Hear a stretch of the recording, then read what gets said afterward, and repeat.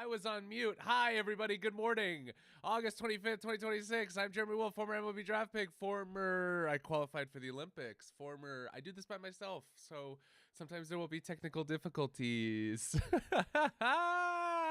It's early. I'm Jeremy, and this is Open Athletes, the show about the business of sports for athletes, for people building in sports, for sports fans. Coming up, an NFL owner gets arrested in an Ohio mobile home park and pleads no contest. I'm going to read that. I'm going to read that one more time.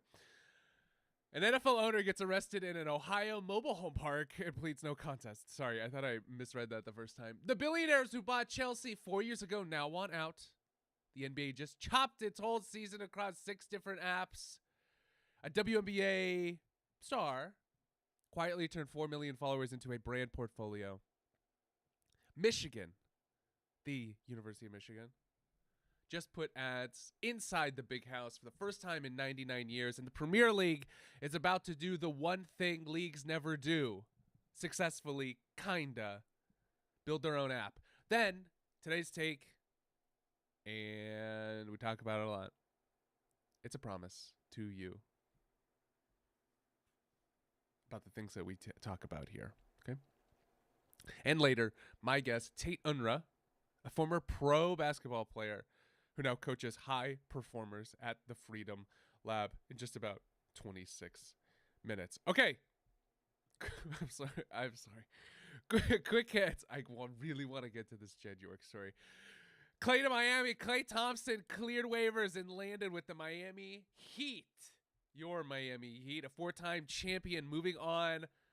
A minimum-ish flyer. The resume is guaranteed. He's a Hall of Famer, and he's going to still play and shoot and be one of the best three-point shooters of all time. So, rest in peace, Splash Brothers. That was just an amazing time to watch basketball, and good on Klay Thompson for still kicking it. I'm happy to still see him out there. Friend of the show. Maybe not. Maybe. He's got a good history. The $50 million patch. The Warriors' New Jersey patch is an AI cloud company, Iren. I-R-E-N. Reportedly north of $50 million per year, the richest jersey deal in North America. Every inch of every single second of every single professional sport is now commoditized. College's counting problem. Per extra point, 66+% of Division I schools grew ticket revenue last fiscal year, but Eastern Michigan fell 57%. The market is up, and you are different. Why is everybody going up in Michigan? Eastern Michigan isn't. I have no idea. But just because things are going up doesn't mean that everything is going up. Something to keep in mind. The bubble question. Huddle Up asked, are franchises in a bubble? The Lakers sold at a 23 times revenue. Per Sportico, NFL's teams are worth $299 billion combined, up 32% in a year. They're a valued commodity, as we talked about yesterday with Dr. Jacob Tingle. They have a real product, but they're selling way past, we'll use the phrase EBITDA, but to me is earnings before bad stuff. Lakers sold at 23 times their revenues, and teams are overvalued. We talk about overvalue. We talk about value and knowing the worth in the marketplace. However, I'm no finance guy. I don't do math in public. But if the Lakers were going to go up for sale for $15 billion, would somebody buy them? Maybe they were, and I don't know. I wasn't in the conversations with Bob Iger and Joshua Kushner. I'm just saying, I think even at 23 times revenue, the Lakers are undervalued at $12 billion as a brand, as a global brand. But I might be wrong, right? Because things should be sold at, at multiples that actually make sense. But this is just me, right? Are the Timberwolves worth $4 billion? Well, based on their revenue multiple, shouldn't it be $800 million? Or is that undervalued based on, you're in the room of 32 people? Like that, the market doesn't make sense right now. It doesn't make sense.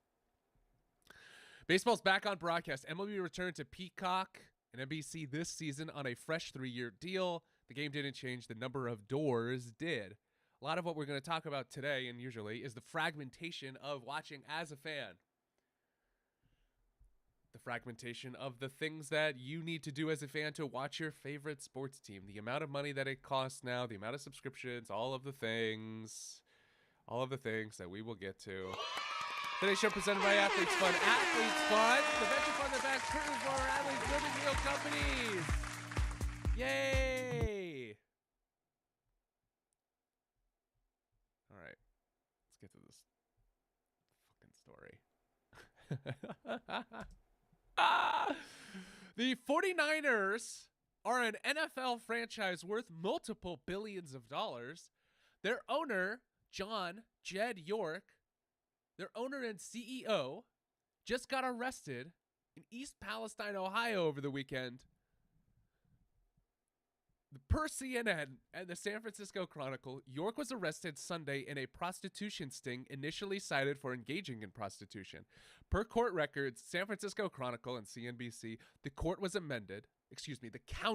was amended. York pleaded no contest Monday to disorderly conduct and possessing criminal tools.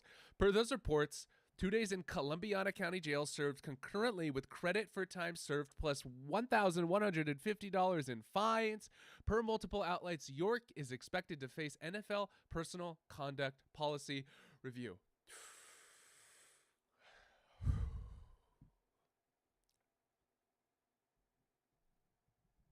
I'm just reading the news. I'm just reporting what I am seeing. An amended charge, an arrest, a no contest plea, and a fine. A franchise, any business, is a brand. The most expensive thing an owner can do is spend the team's trust on his own weekend. Notice the asymmetry. When a player gets a parking ticket, it's a week of talk radio. It gets more play. When the owner gets arrested, it's an $1,100 fine that rounds to zero, and a discipline process he controls the room for. The player pays for the mistaken leverage. The owner pays for it in petty cash. The lesson isn't be perfect. Nobody's perfect. Everybody's going to make mistakes. It's understand what protects you when you're not. You, athletes I'm talking to out there, have the exposure of a public figure and the protection of a private citizen. Close the gap before you need it. But there's more to this story that we need to discuss.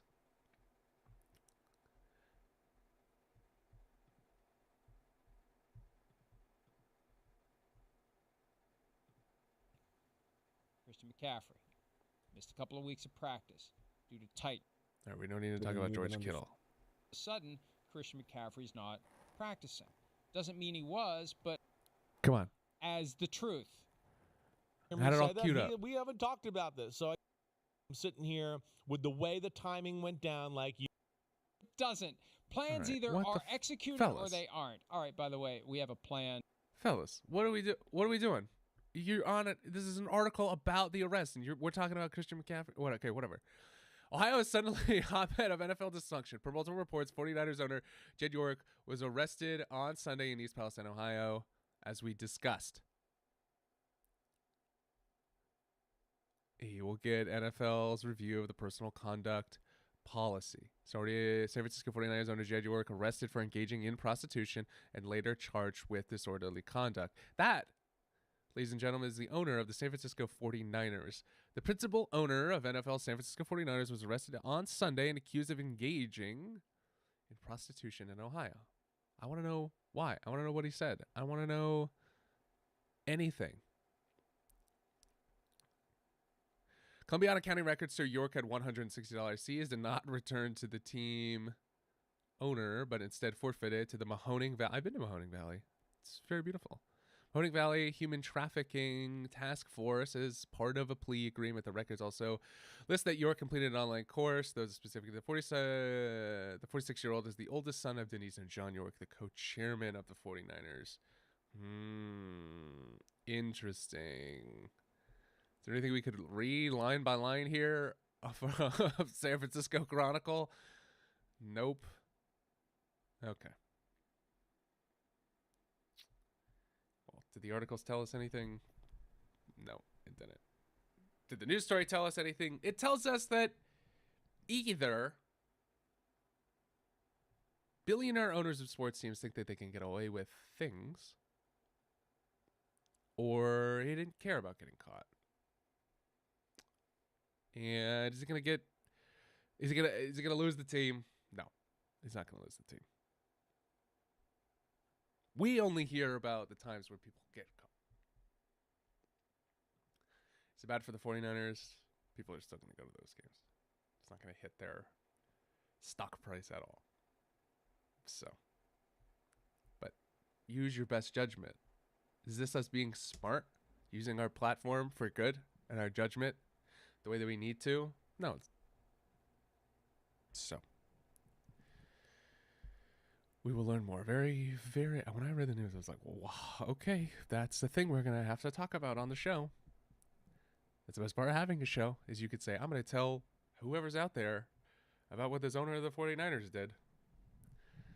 Chelsea's owners already want out. 4 years ago, consortium bought Chelsea for a record price this week per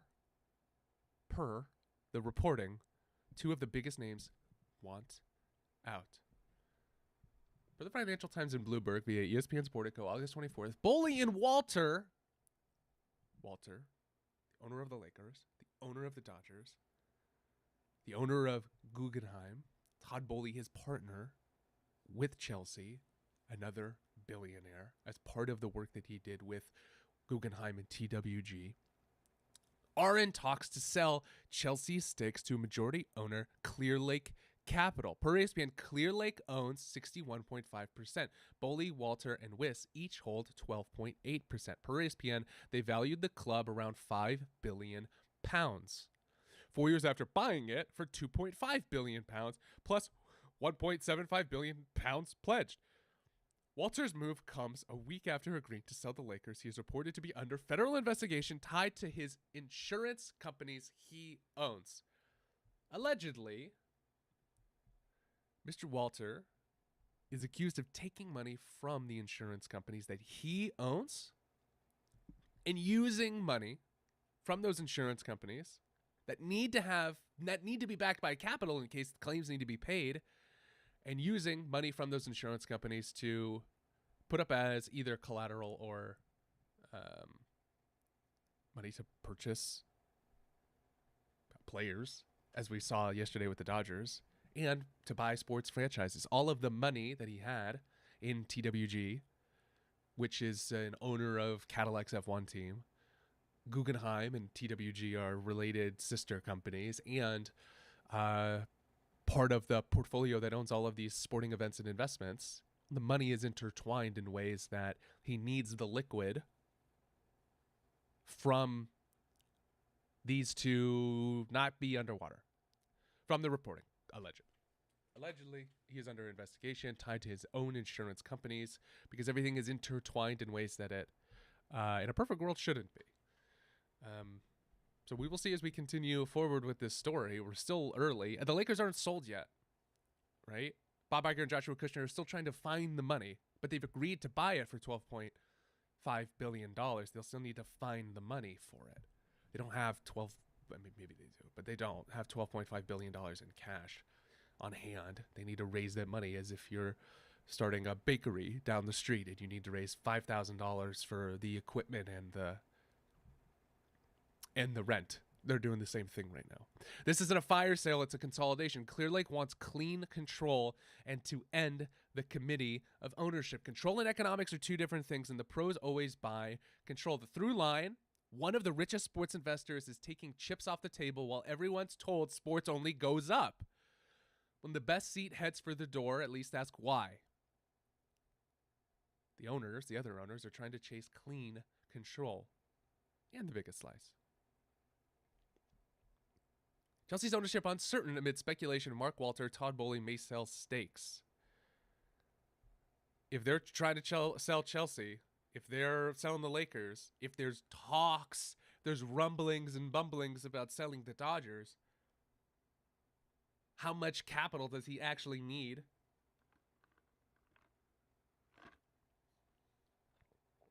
Chelsea's owners face uncertain future with speculating growing that Mark Walter and Todd Boehly are willing to sell their stakes in the club to Clear Lake Capital. Private equity firm Clear Lake owns 61.5% stake in the Blues, Chelsea, led by Baydad Egbali and Jose E. Feliciano. Oh, we know that name. He owns the Padres now. While Walter and Boehly each own 12.83%, as do the Swiss philanthropist Hajjorn Wiss. Sources told ESPN that the relationship between Clear Lake and other investors, specifically Boehly, deteriorated over recent years, with each looking to buy the other out in 2024. A détente followed, but sources have suggested there are now indications both Walker and Boehly could be willing to sell the club. Mark Walter. This is Walker. ESPN, come on. The consortium bought Chelsea for $2.5 billion from Roman Abramovich with alleged ties to Russian President Vladimir Putin. Okay, they're shopping the club around. Walter last week completed the sudden sale to venture capitalist Joshua Kushner and former Disney CEO Bob Iger at a $12.5 million valuation. Walter only acquired the Lakers 14 months earlier is under federal investigation relating to insurance companies he owns. According to Wall Street Journal, the investigation centers on whether $21 billion of loans handed to companies tied to Walter or his conglomerate TWG Global were routed to his other ventures via a third party. As of mid-August, no charges have been filed, while Walter and TWG Global have denied any wrongdoing, insisting they are cooperating fully with authorities. Mark Walter, TWG, have always acted in good faith, and those who have done business with Mark know him as an honest and straightforward person. TWG Global said in a statement, "We are cooperating with authorities, and we are confident these matters will be resolved favorably. There is no confirmation Lakers sale is linked to investigation in any way." Okay. Not paying for that. Okay. It's not linked in any way, according to people close to the situation. So he's a federal things happening. And he sells the team within 9-10 months, but they're not related.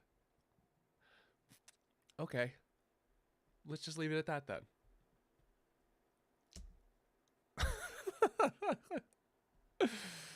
This show is presented by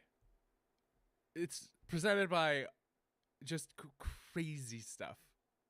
The money movements and all of this, the insurance companies being part of all of this. It's just funny. Maybe they need Mind Ready. This show presented by Mind Ready. Mind Ready helps mental health companies.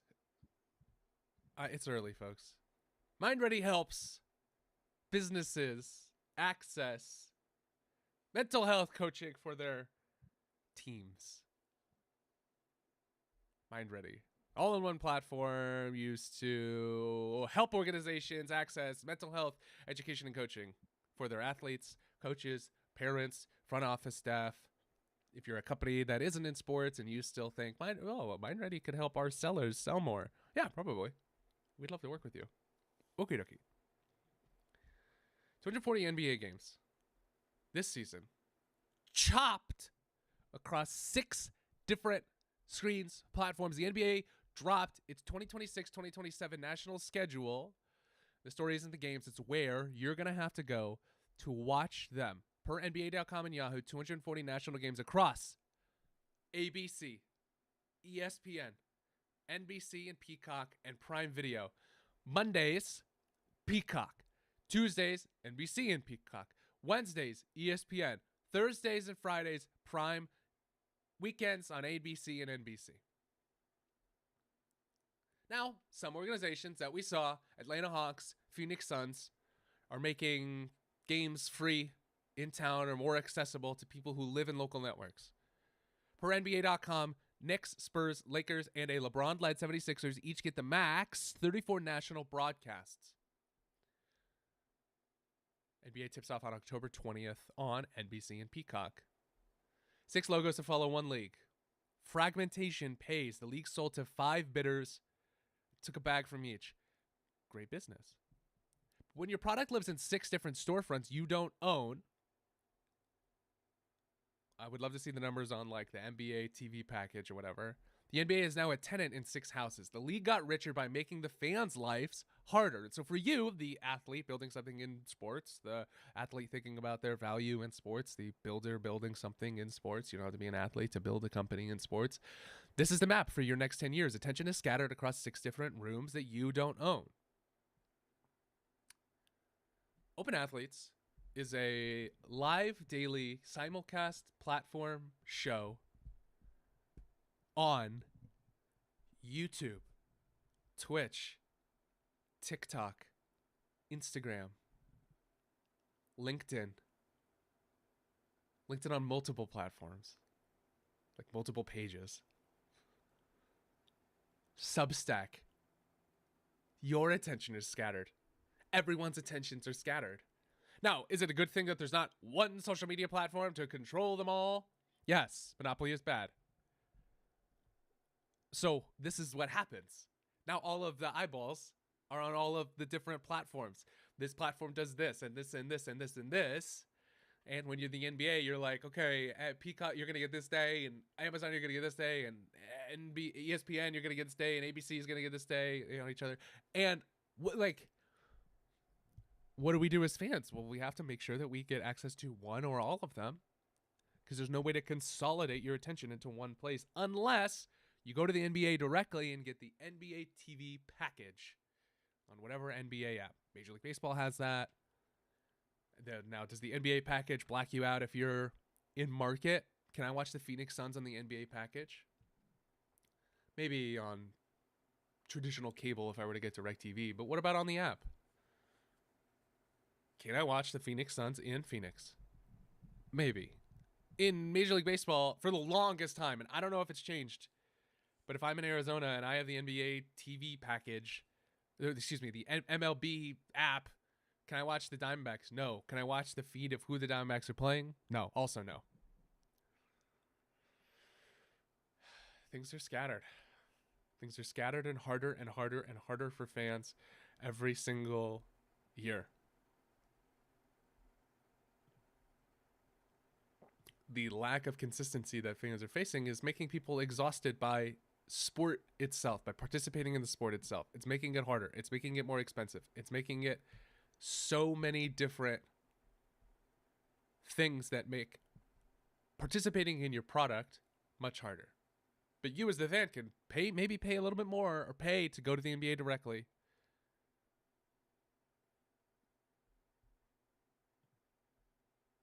It's up to you.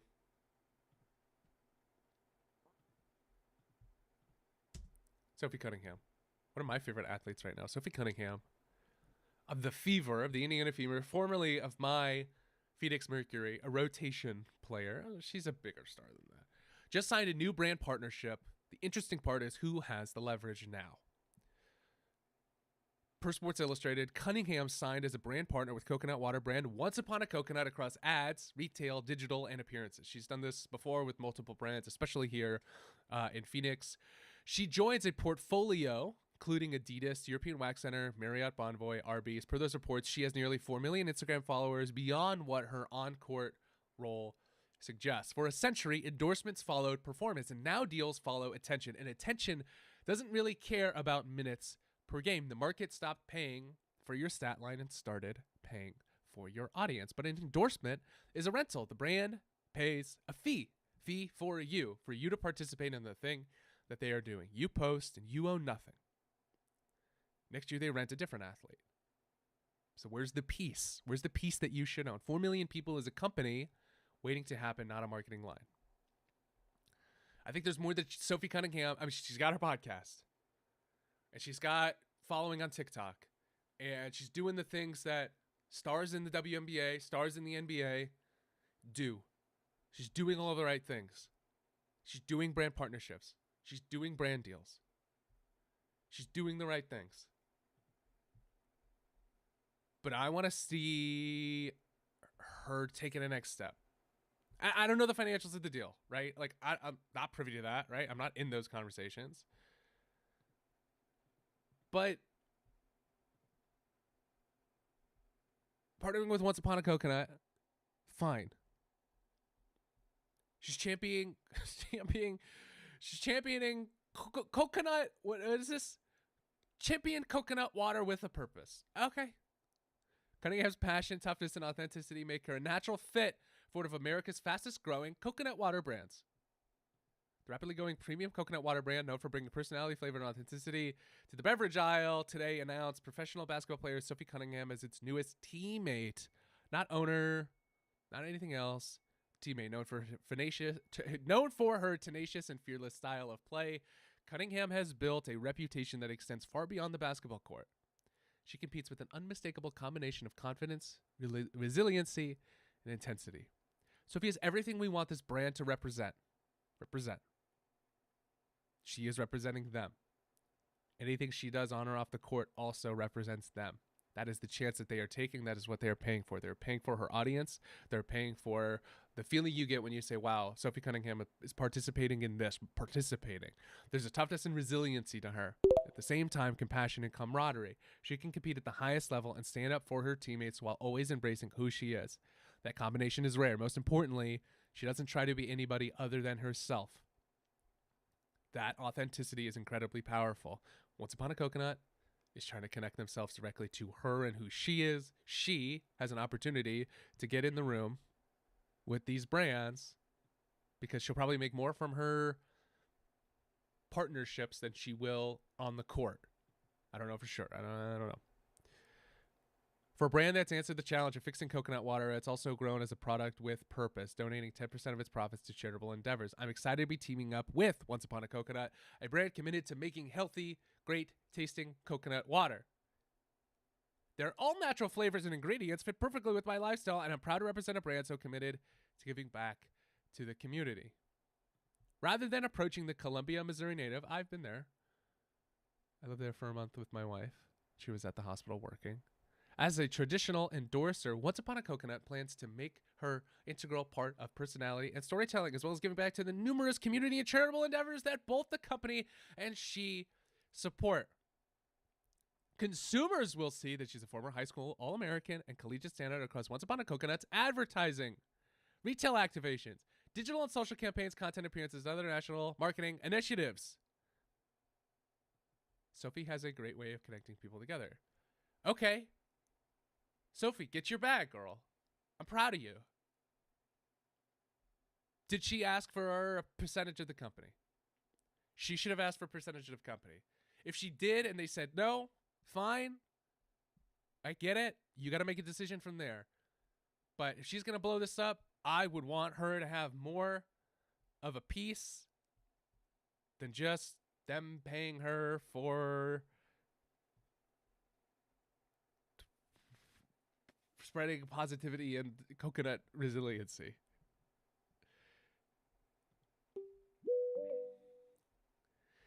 Tate, how are you, my friend?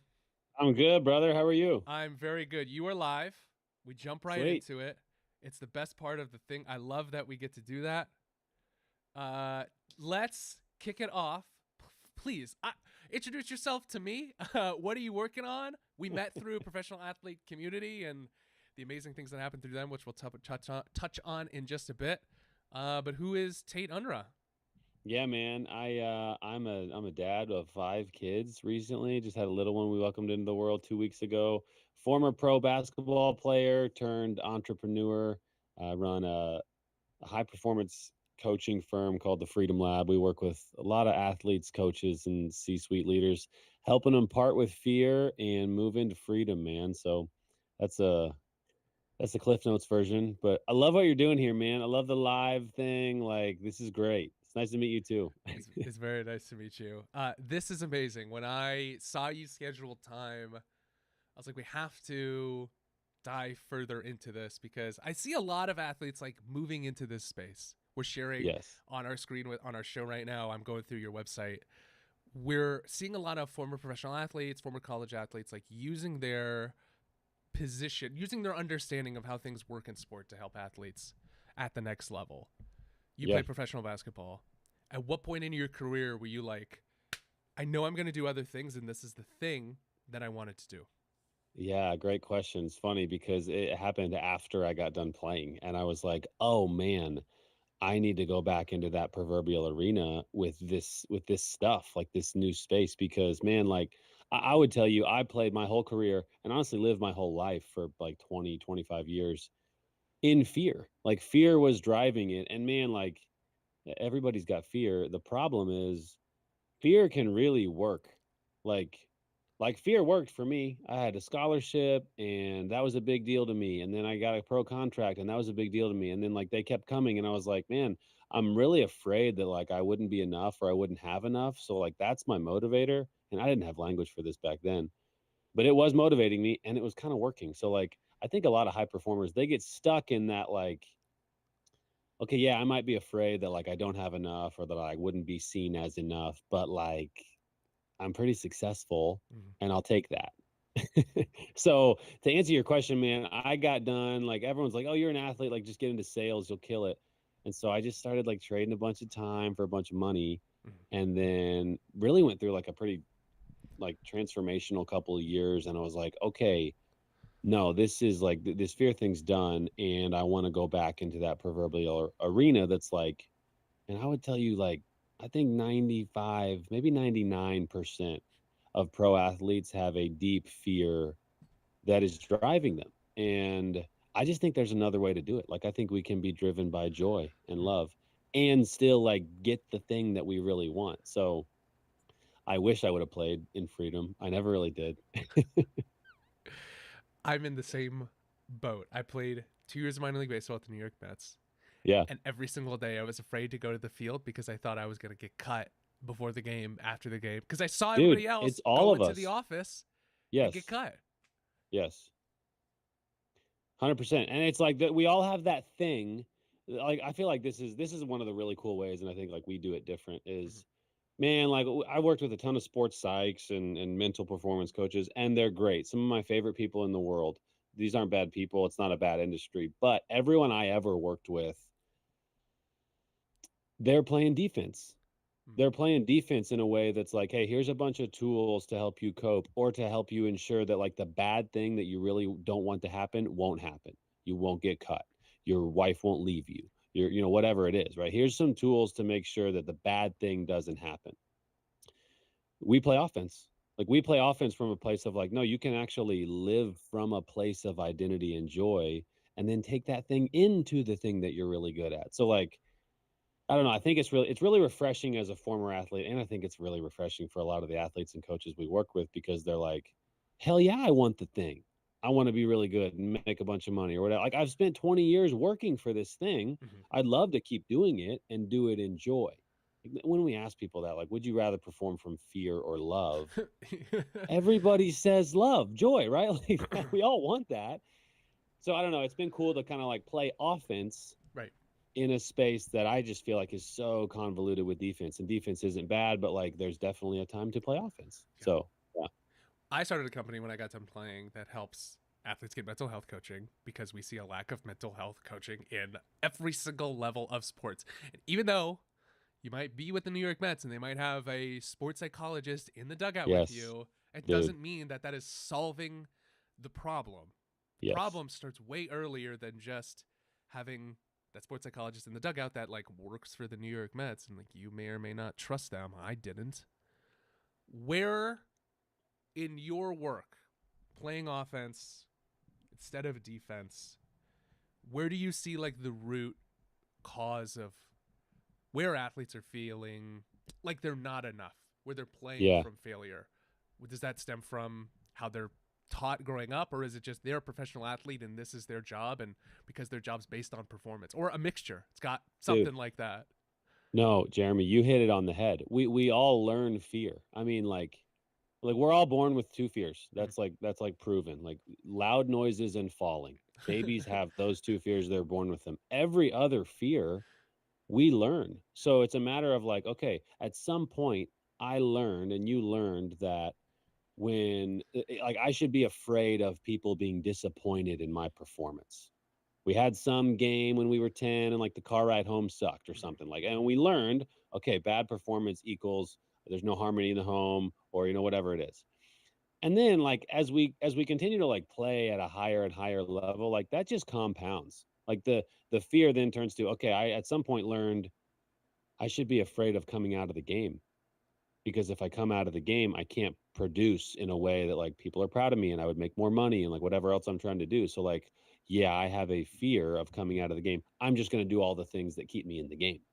And then it's not like you're not out there like whipping it and like playing where you're just like loose and letting it fly. Like you're tight. And so one of the things, like some of the language that we love using is like flow over force. You hear this like flow state talk all the time, and it's great. I love thinking about it like that. But really for me, like the shift, to answer your question, the shift is more so like anything in your life.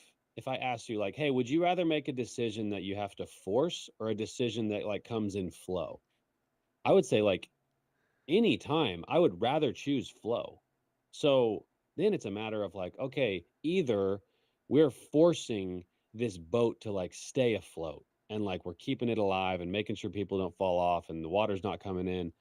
Flow is like, where's the wind?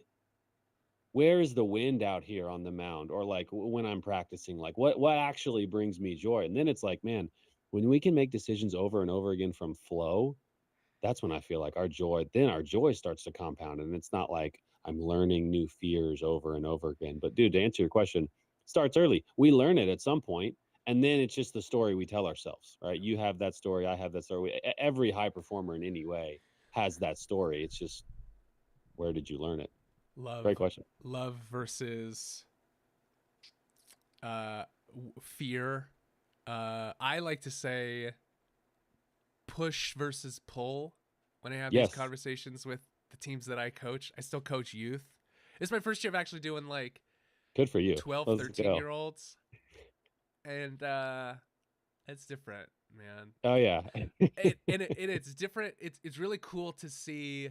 I usually coach high schoolers because I'm like, oh, Yeah. high schoolers are older, and therefore like the thing that I say can have more of an impact.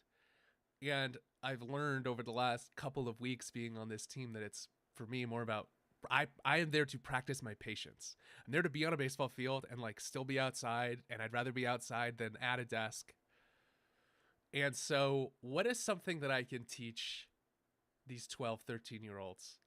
Because when I got there, they're like, hey, no crying after we strike out this year. And I'm like, oh, that's right. I got to deal with Yeah, that. we're at that. Yeah.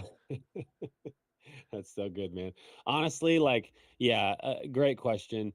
I think a great muscle for like any athlete at any level to work is strictly the muscle we just talked about. Like you have decisions to make in a baseball game. I don't know. There's probably some data around there on like how many decisions your brain actually makes. It's probably like thousands, right? Like it's probably a ton. Mhm. And so maybe even just like working the muscle that's like that filter of like, okay, am I making this decision from love or fear? Well, to do that, we would need to understand, and you know, each player would need to understand like, what are you afraid of?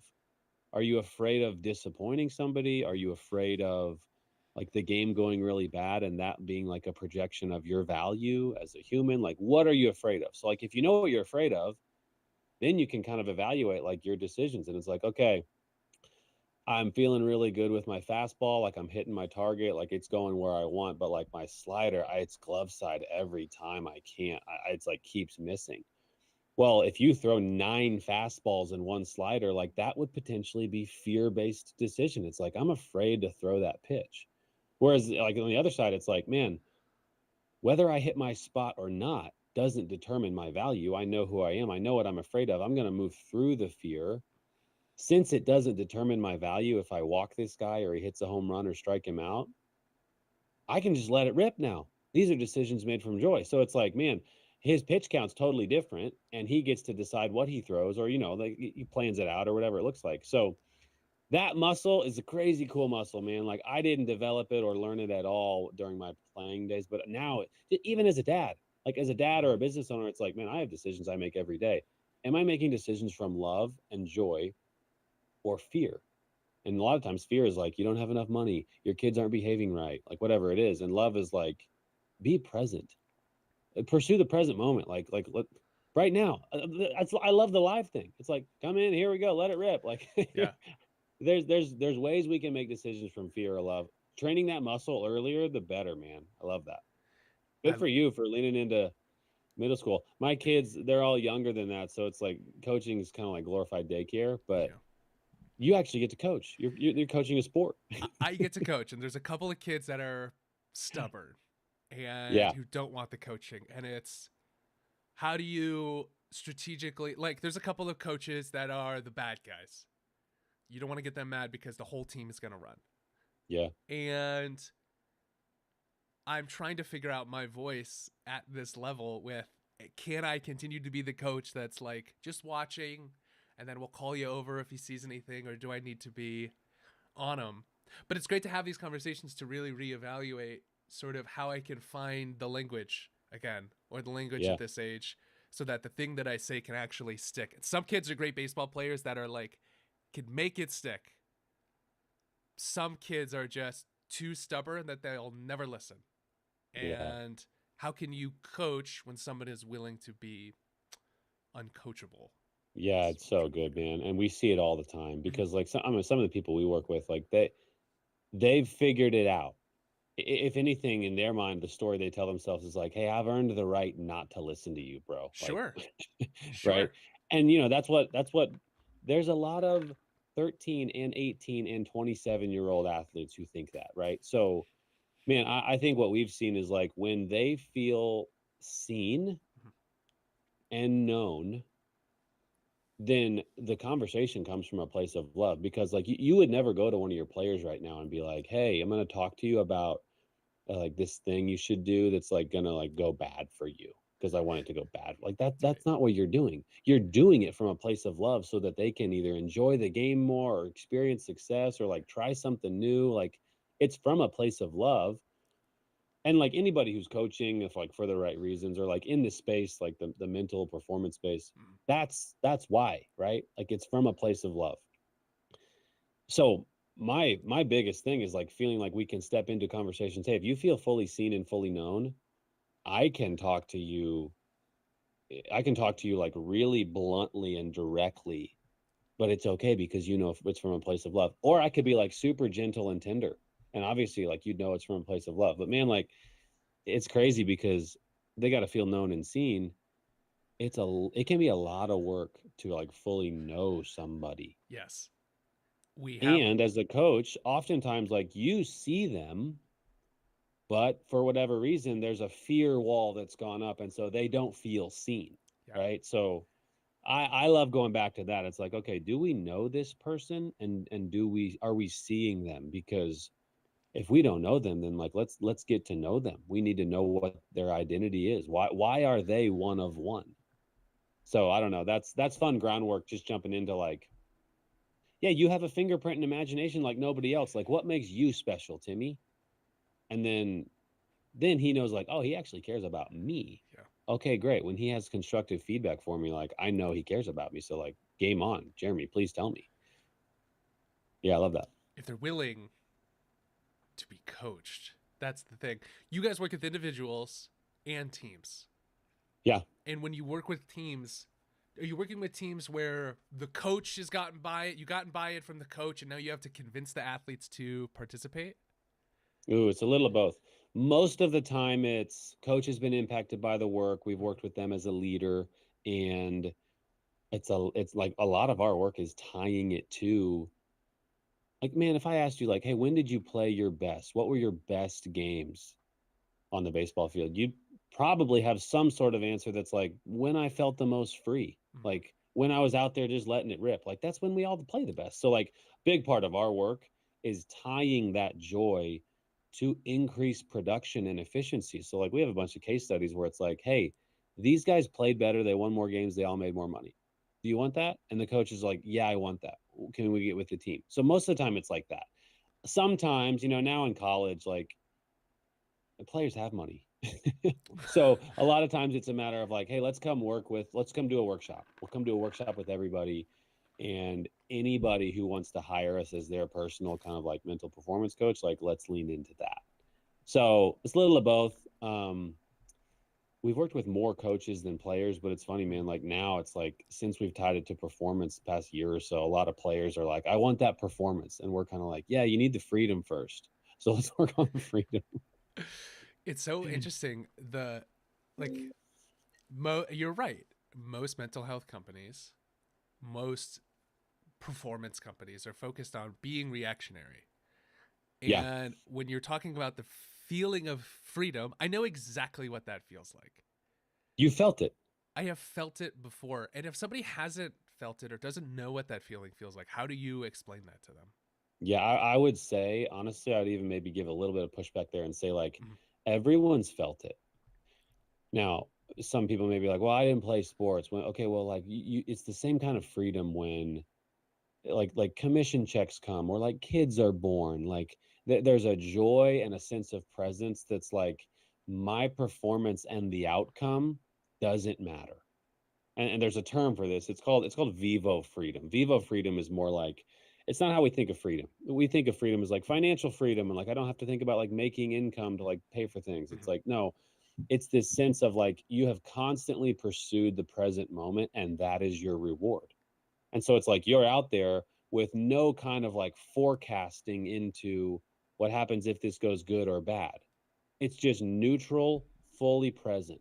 And so like I feel like that's a lot of our work is like helping people realize the constant invitation that we all have back into the present. I don't know if you're anything like me, I'm a big future guy. Mhm. Like I'm always like forecasting and like I don't know, that's where low grade anxiety comes. It's right. It's like what if this goes bad? And we start to get anxious about it. But like time in the present is truly the only place we can experience like real full freedom. So yeah, man, like you felt it on a baseball field Mhm. where you're out there just like free, body feels good, you're letting it whip, like everything feels loose and free. And so like harnessing that, one of the powers that I feel like we say there's 4 superpowers that you have access to like when you live and perform from this place of identity. One of them is the power of capturing. So like we worked with a pitcher, this big league pitcher this past year. He had this little routine he would do, and if we're short on time, just cut me off, man. Oh, you're good. We can go as long as you want to. We had this little routine he would do where he would talk to fear, right? Like he had his pitch clock, and it was like, okay, we've got it's a 7-second routine. He would talk to fear and start to say like, "Hey, fear, thank you." That's how he started. Hey, fear, thank you. Which odd conversations start with fear, but hey, fear, thank you for trying to protect me right now. You're not helping me out here right now. I'm going to have you take a back seat, and joy and love are going to come drive. They're going to lead the rest of this inning and the rest of this outing. I'll check back in with you, fear, at the end of the game. Then capturing the power, I'm tying this to capturing the power that he has. Then he had a little like journal that he had in the bullpen of the dugout that he'd take with him. He'd track the next pitch. When he had the conversation with fear, he'd track the next pitch. What did he throw? Did he hit his target? What was the result? Ball, strike? Like what happened? He'd just track all that. He had like 4 different columns for tracking it. So then, a few weeks later, we've got 30 pitches. We've got 30 data points. And I forget the number. I think it was like 28 out of 30 had a good result. Like he hit his target and it was either a strike or foul off or something. I can't remember. Well, now his rational mind, the side of his brain that's telling him like, hey, you should be afraid of coming out of the game. Now his rational mind has data that says like, hey, when you do the fear thing and you have your little 7-second conversation with fear, that works. 28 times out of 30, that works. You should do that all the time. So then it's a matter of like literally unifying both sides of his brain where it's like, hey, I have this creative idea, or maybe I could like talk to fear in between pitches. So like we worked through it. It's like, yeah, let's come up with a conversation and language that like gets you back to freedom before you're releasing again. Okay, great. Now let's track it. And the power of capturing is like, okay, I know it works. Why wouldn't I do it? Then it's just a matter of like being intentional with the work. That's a great example of like proactive offense Uh-huh. work in this mental space. Like he's playing offense out there, man. He's not looking at the lineup and how he's feeling and what's going on in the game and just reacting with maybe I should just throw this now. He's got a plan and he knows if it goes awry, I got my reset rhythm and it works. I'm going to do it. So long-winded, but yeah, man, it's fun when we can do that stuff. I love it. No. It's something that it's tangible for a 13-year-old. I can tell the 13-year-old, why don't we sit and we talk to it? Right? We're separating ourselves from that feeling of fear. I'm 100%. a 32-year-old former professional athlete. You're a former professional athlete. When I talk to athletes about transitioning out of playing, open athletes exist so that an athlete understands that they have somebody to go to help them start a business. Right? Yes. They are no longer that I professional love that, athlete, bro. but how can we leverage our time in the window of being a professional athlete? How do you see the effects of identity of being a professional athlete on the current and Dude. former professional athletes that you continue to work with? Dude, it's like, to me, I mean, I'm in the space, so like that Yeah. word's a big word to me, and I see it every day. But man, I'm pretty convinced. I'm pretty convinced that 99% of pro athletes and like 95% of adults go through some sort of identity crisis. Is kind of like an aggressive term. I don't know about crisis, but identity evaluation constantly. It's like, dude, I was thinking about the ruling that the judges just had for like college basketball players and their eligibility for their 5th year. And just thinking through like how some of them literally got done and they would have said, I am Tate, I'm a college basketball player. Like that's who I am. That's how I identify. All of a sudden now it's like, oh, I'm now in sales. I didn't keep playing, or I went to play pro basketball. Now you have another year. You're back to being a college basketball player. It's just like, that's like a really simple, petty, worldly example of them finding identity based on what they do, Mm. which, man, like we tell all of our clients and the people we work with, true and full identity passes 2 tests. You can't earn it or lose it, and it's specific to you and only you. So like pro athlete is not an identity. Well, it's a false identity, right? Like it's something that you've earned or lost, and it's not specific. You were one, I was one. Like that's not specific to me and only me. I have a fingerprint that nobody else has. I have an imagination that nobody else has. So like, how powerful is it when I have language that describes who I am and like therefore what I do? I know mine. I'm a joyful waymaker. Like that's who I am. And that means more to me than it would mean to anybody else, because I know I can look back on my life and be like, yeah, when I was 16, like I was just making a way for people. My friends would make fun of me because I'd be like, let's go. We got to go. Like, come on, get in the car. We're going. And they'd be like, where are we going? And I'd be like, I don't know. We're just going to go. And they'd come and we go. And I'd make a way, whatever it is. It's just like hanging out at McDonald's or whatever it was. But in my mind, I was like, no, I was making a way joyfully. So now having language for like who I am, we have like this. I love this tool that we work through. We call it be, do, have. Most people, and for sure athletes, so this is my mindset for the whole time I was playing, think it's do, have, be, meaning I've got to do this thing really well so that I have what I want to have, house, money, contract, whatever. Once I have that thing, then I can be who I want to be and who I'm supposed to be. Well, no. If we know our identity and the language for it, you can be that version of Tate right now. And let that version, the joyful waymaker version, let that inform what you do. Then like the have is just the wake behind the boat. Like that's just the byproduct of you performing in freedom, which like I still have yet to find an athlete who's be like, do you want to play loose or free? Everyone's like free. Yeah. Yeah. When I was running my mental health company, Mind Ready, we were working with college athletes mostly. And the thing that I found the most value in was when we would connect the kicker with the pitcher and the hockey player with the basketball player. Yes. Because learning from how each other, both like athletically, if I train with somebody from another sport, I'm going to see where they differ. I'm going to see where they're similar. I love telling kids like play multiple sports because you're going to learn how to be athletic in multiple ways and not just like baseball, which is just running and swinging. When when we had athletes work with the kicker needs to do one thing very, very well and like needs to have have the ability to do that every single time. Yes. Whereas the basketball player, and I never played basketball at a high level, needs to be able to create their space, shoot, understand immediately what went wrong as they're doing something else. Their Yep. ability to handle failure changes. Yep. When you're working with athletes of different sports, how are you changing the language you use with different sports, and how do you see those different sports align and differ? So good, dude. And we do that all the time and started to do it intentionally because we've seen it. It's almost like a trigger for a professional baseball player. If he's in a practice gym with NBA guys, he's paying attention. Yeah. And it's not to like what most people are paying attention to. It's like, okay, I have my craft, they have their craft.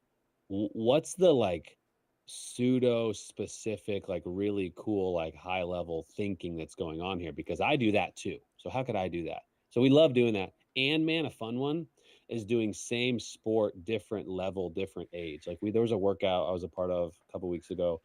Pro player overseas, the guy who was working him out has a 7th grader who's really good and is really skilled. And he was like, hey, he's just going to run through the drills with you just so you got somebody else running through. We asked them both at the end of the workout, like, hey, what'd you learn? And like, typically I'd go to the 7th grader and be like, you had a lot to learn, buddy. Like you just worked out with a pro. Like, what'd you learn? We asked the pro the same thing. And he was like, I learned so much. He's just playing from joy. Yeah. Like, I don't do that. And so it's cool to do both. Just like same sport, different level, different sport, honestly, tying them both into. But man, the question that we like anchor in and go back to with that is, what do you want me to know about fill in the blank? So like a lot of times our conversations with the people we work with, we have conversations with Love. And so like if we were asking Love, hey, Love, what do you want me to know about my pre-practice plan? It's a great question to ask if you're a pitcher in an NBA practice gym and you're going, Love, what do you want me to know, Love, about my pre-practice plan? Because now maybe you could watch another pro go through theirs for 30 to 40 minutes. And if Love's talking to you the whole time going, what do you want me to know about mine? You're going to have ideas. Like your imagination's a beautiful thing. So you're going to have ideas on like, oh, I think half of my pre-practice plan is totally in fear. Like it's totally just things I'm doing to avoid something bad from happening. And, there's injury prevention and there's like a lot of things that we would do like to be smart and intentional. And like, those would be choices from Love too. But it's just a new lens to look through. So like the question, what do you want me to know about blank? Man, that could be anything. What do you want me to know about the way I feel when I get taken out of the game?